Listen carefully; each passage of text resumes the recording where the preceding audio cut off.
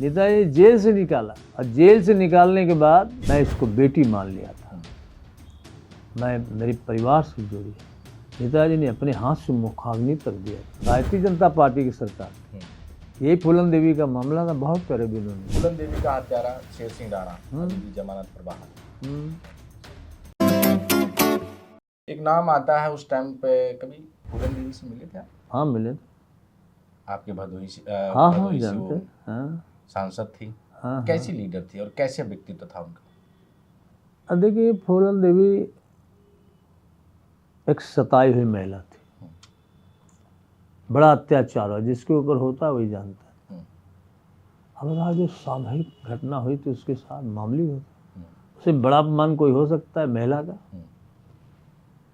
लेकिन दुनिया में हमने कहा ना, बहुत से नेता हुए, नेताजी कोई मुलायम सिंह पैदा नहीं हो सकता, ऐसा नेता हम लोग नहीं देखा। नेताजी ने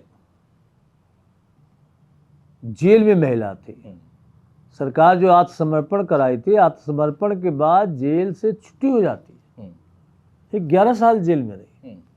नेताजी जेल से निकाला और जेल से निकालने के बाद उनको देश की सबसे बड़ी पंचायत में भेजा।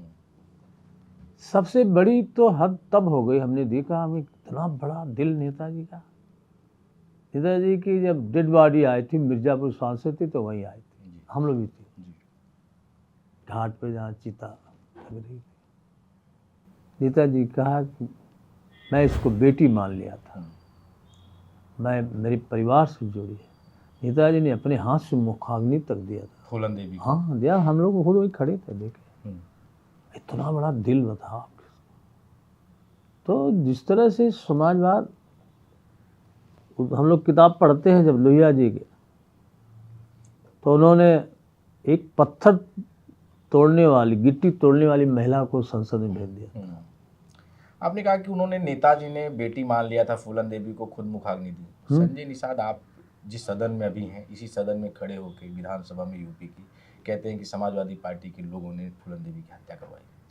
आप छोड़िए, लोग क्या बात करते, क्या मतलब ये जाति की राजनीति करने वाले लोग जाति के नाम पे वोट लेते हैं, कहाँ खड़े होते हैं। वो दौर भी हम लोगों ने देखा था जब हम लोग पार्टी के एक बहुत बड़े नेता थे, बहुत से नेता, चौधरी साहब के जमाने में मिनिस्टर थे, नेताजी मनोहर लाल निषाद। उनके लड़के हम लोग के साथ MP MLA रहे, दीपक निषाद कानपुर के। उनकी उम्र के वो भी, उनके भाई हैं। भारतीय जनता पार्टी की सरकार थी, यही फूलन देवी का मामला था, बहुत पहले भी उन्होंने किया। उसमें बाबूजी थे चीफ मिनिस्टर, तब वो बिंद, लोध, निषाद ये सब एक जोड़े जाते थे। एक सुनवाई में हुई। वही जब सत्ता आई तो नेताजी ने फूलन देवी के साथ खड़े होने का काम किया। तो जात बिरादरी के लिए तो क्या लेना देना है? अब बताओ, जिस सरकार को समर्थन दे रहे, सारा अधिकार छीन गया, पूरी आरक्षण को बर्बाद कर दिया सरकार। किस बात के लिए लड़ाई कर रहे भाई? राजनीति करते हो, हम राजनीति कर रहे हैं जिन मुद्दों को लेके, हमें उस पर लड़ना चाहिए। तो इनको मंत्री पद मिल जाए, सुख सुविधा मिल जाए, क्या लेना देना है? फूलन देवी का हत्यारा शेर सिंह राणा अभी भी जमानत पर बाहर है। बीजेपी का खेल है। कहा तो जितने भी अपराधी हैं इनके संरक्षण में है। और उसी बीजेपी में, और संजय निषाद जी शेर सिंह राणा का नाम नहीं ले पाते एक बार भी। नहीं ले पाएंगे, नहीं तो पैसे पद पर रहेंगे, नहीं रह पाएंगे ना।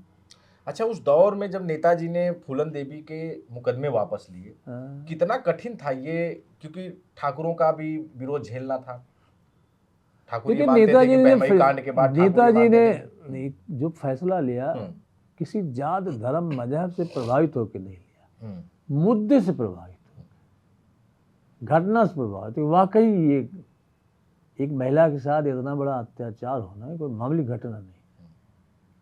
उसे बड़े बड़े लोग थे, जेल से छोड़ दिए जाते जी। लेकिन ये निषाद परिवार के महिला थे, इसलिए कोई सुनवाई नहीं होती। आज छोड़ना जेल, जो आत्मसमर्पण के नियम कायदे कानून तो वही होते थे ना। अपराधियों के आत्मसमर्पण उसी मनसा से तो कराया लोगों ने। उसको उम्मीद थी कि हमारे साथ न्याय होगा, छोड़ देंगे, लेकिन छोड़ा नहीं। और उस कार्य को नेताजी ने किया। सिर्फ छुड़ाया ही नहीं, छुड़ा के सांसद तक देश की सबसे बड़ी पंचायत। वो कहती थी महिला कि हमारे एक बाप ने पैदा किया, दूसरे बाप हमारे नेताजी, तो नेताजी ने उस धर्म को भी निभाया। नेताजी के लिए फूलन देवी ने बाल ठाकरे को भी ललकारा था। क्या था मामला, ये जरा। पॉलिटिकल मामला था, कुछ बोले थे बाल ठाकरे साहब। हाँ, भाई यूपी वालों को भाई कर देते तो बोलते थे भैया लोग, तो उसी पे बोला था उसने, बढ़िया बोला तो उनको ललकारा था। कहा था कि मैंने हथियार छोड़े हैं, भी चलाना नहीं बोली हूँ। हाँ, अपने बात मुलायम सिंह की आएगी तो जी हाँ। चलिए।